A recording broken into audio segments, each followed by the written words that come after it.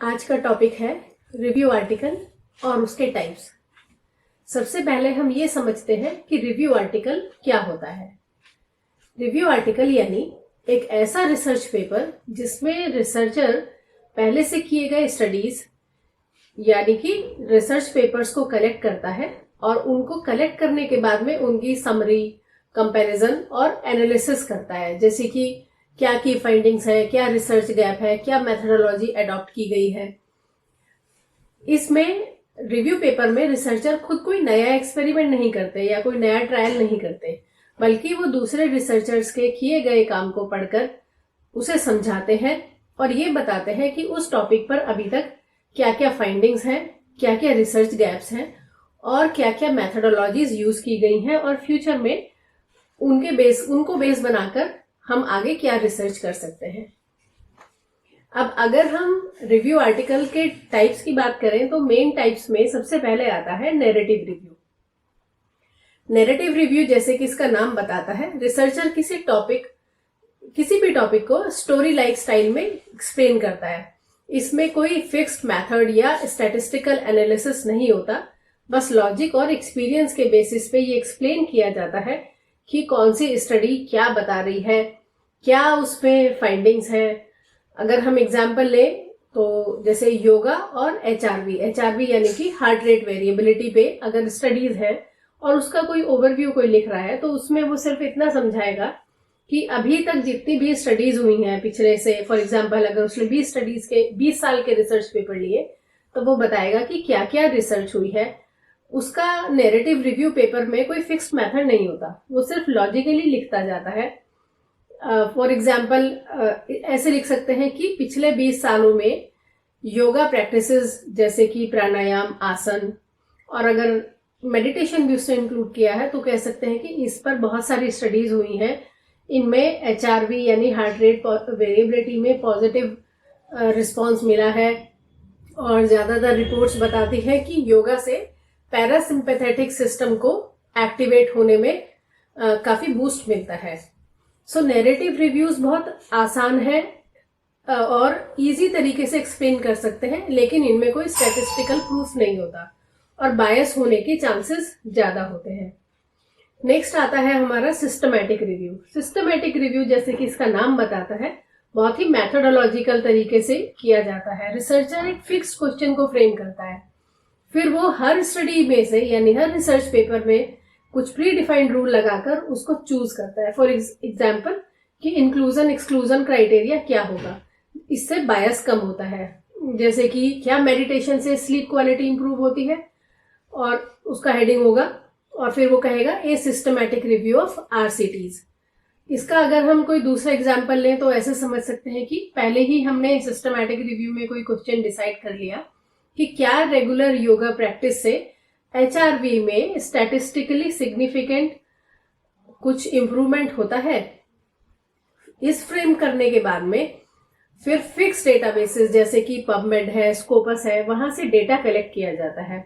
Inclusion exclusion के rule बनाते हैं कि हम केवल अडल्ट्स को लेंगे, वो स्टडीज लेंगे जिसमें अडल्ट्स इंक्लूड हुए हैं, वो वाले स्टडीज लेंगे जिसमें 8 वीक्स तक योगा प्रैक्टिस हुई है।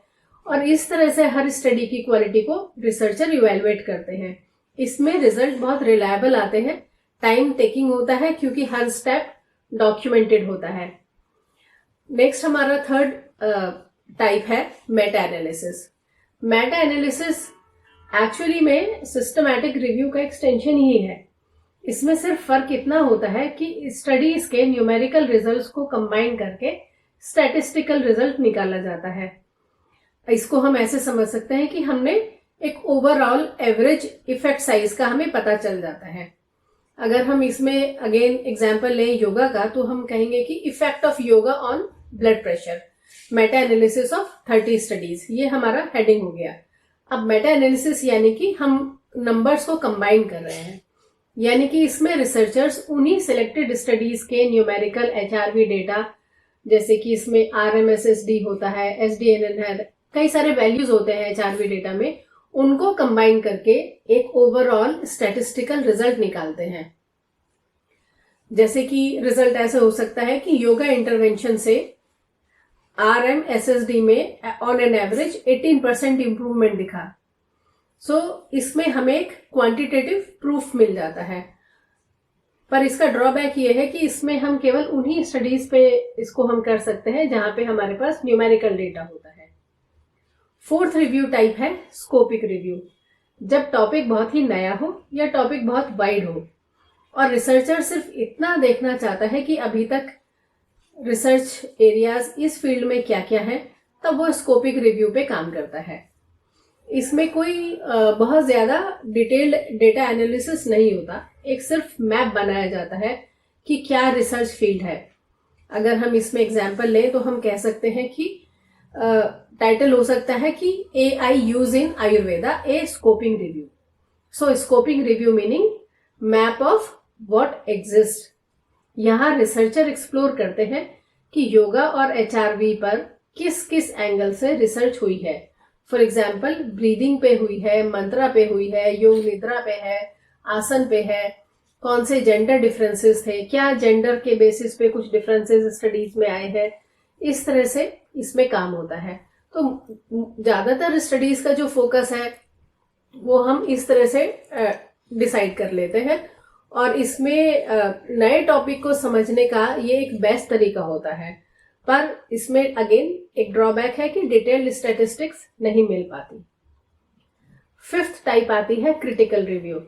क्रिटिकल रिव्यू जैसे इसका नाम बता रहा है, इसमें रिसर्चर हर स्टडी पेपर की स्ट्रेंथ और वीकनेस बताता है, यानी कि क्रिटिकली एनालाइज करता है।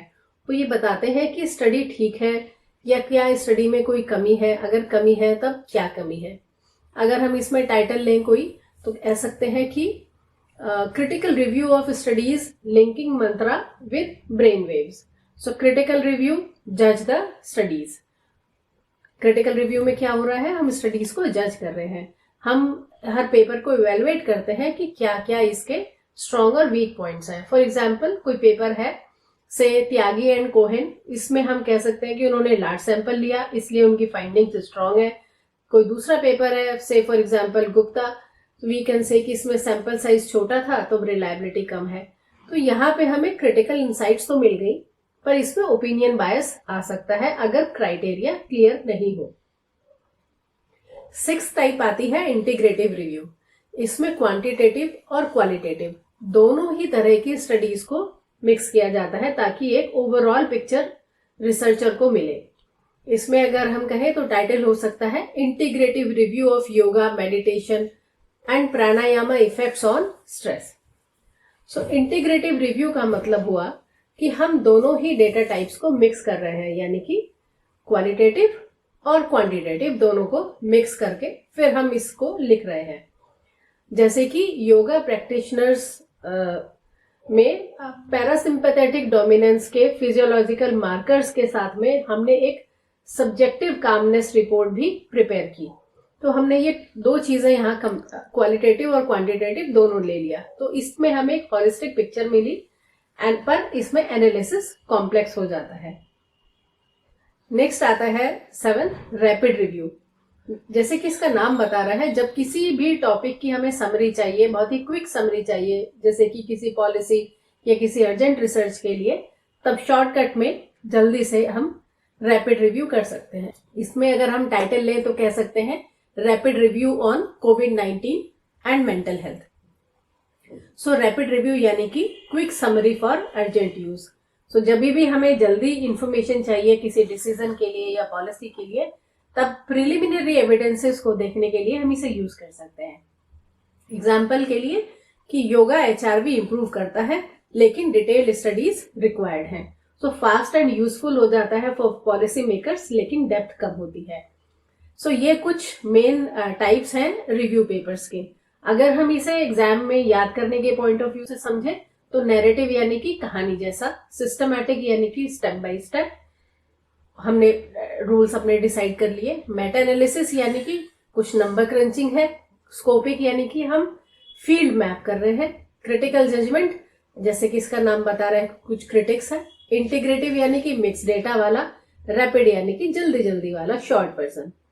इसको हम एग्जाम्पल के तरीके से फिर से समझ लेते हैं कि मान लीजिए टॉपिक है मेडिटेशन एंड स्ट्रेस। सो हम स्टडीज को समराइज करके समझाएंगे अगर, तो वो नैरेटिव रिव्यू हुआ।